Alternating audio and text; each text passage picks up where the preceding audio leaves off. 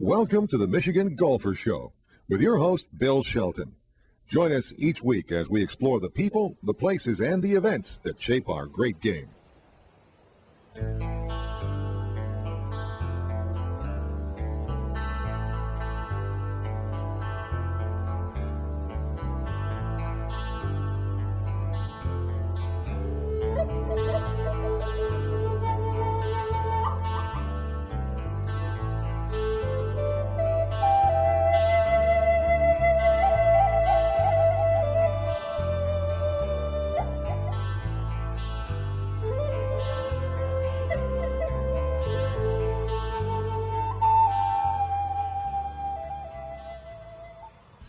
Well, a number of great storylines here from the shores of Whitefish Point here at Bay Mills Indian Casino. First, a tournament that is the most meaningful of the year for the Canadian Tour players, all with the hope of making the big show someday. It's the last event of the year, the biggest payday, and the most popular. And this tournament itself came down to one question. Could third-round leader Chris Whistler hold his four-shot lead going into the final round?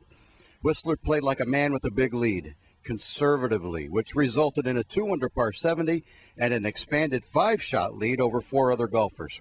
His reaction was as calculating as his methodical style of play, just thankful to win a tournament of this caliber. A strong local undercurrent at the forefront of everyone's mind this week was the play of Michigan amateur champ Jeff Kuzort, who held the first-round lead. Kuzort, just 19 years old, made the field on a sponsor's exemption from tournament director Mike Husby. After a first-round 66, the 19-year-old Grosio resident held tough the rest of the week with a more experienced field. He finished at 6 under par and the low amateur, a top 10 finish to get him started on a soon-to-be professional career. Hi, we're here with Jeff Kuzort, who just finished as the top amateur at the Bay Mills Open here in Brimley, Michigan. Jeff, tell us a little bit about your round. You were really hitting the ball pretty well. Yeah, I hit it well today. Start off the round, I think I missed like the first 5 greens in a row, but you know my short game was there all day where it needed to beat a score. But toward the end, I started striking it better. I gave myself a lot of birdie opportunities. I didn't make anything outside 15 feet. I don't think I made outside 15 feet all week, but I made a lot of good up and downs. I made a lot of the 5 and 6 footers that I need to make for par today just to salvage my 72 today. Well, you're feeling pretty good about your game. Tell us some of your thoughts about that. Yeah, I was coming in here. I was, wanting to make the cut. That was my main goal, is just to make the cut. And then after that first round, 66, I had a different aspect about everything. And, to finish in the top 10 here in my first professional tournament against, these caliber players, I can't be happier with my game right now at all. Well, you should be really happy. It's a pretty good score on this course. Tell us about the course. It's an awesome course. Monday was my first time playing. It's a challenging course. A lot of it is when the wind picks up, because a lot of these trees hide the wind. You really don't know what the wind's exactly doing. You got to remember from the previous holes on what the wind's doing. So, in the green, I think these are some of the toughest greens I've putted on. They're real hard to read, real hard to make a lot of putts on, but I think it's probably one of my favorite golf courses I've ever played in my life. Well, Jeff, if this boosted your confidence, winning the Michigan Amateur must have done a little bit for it too. Tell us about that. That was awesome. There was that my hometown. I had the hometown crowd out there. Everyone was pulling for me, and come out on top there was just anywhere you win it, but especially on the home grounds, it even makes it that much sweeter.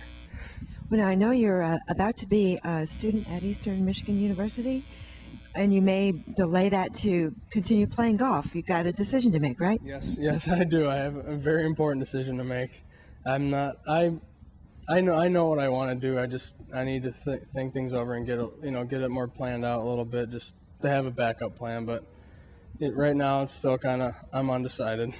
Well, that's terrific to be in a position to have that kind of decision to make. So congratulations to you, and we wish you the best no matter what you decide. Thank you very much. The tournament also had some celebrity power this week, as Justin Peters played in the Canadian event, an exemption that he won by winning the big break last year at Treetops. Peters finished the last round with the 74 and not sure what he's going to do with the rest of his professional golfing career. And of course, the local story is how this event keeps the national spotlight on the Bay Mills Indian community and the Bay Mills Resort and Casino. Over 200 volunteers make this event the most popular event on the Canadian Tour. With Tournament Director Mike Husby, after successfully completing the third Bay Mills Open Championship, Mike, what are your thoughts? Well, every year the tournament's grown, Tim. Last year we went live on the Golf Channel. This year again live, but we added electronic scoreboards, and then we added Unisys handheld scoring. It seems like the tournament's going to continue to grow. It's fantastic for Bay Mills Indian community. It really is. It shows them off to the entire world. And Mike, the course that you designed is holding up pretty good against these pros. Well, it is, and it was in the best shape I've ever seen it in all the years that the course has been here. It's fantastic. Holberton did a great job of getting it organized and getting his crew on top of it. I'm very pleased.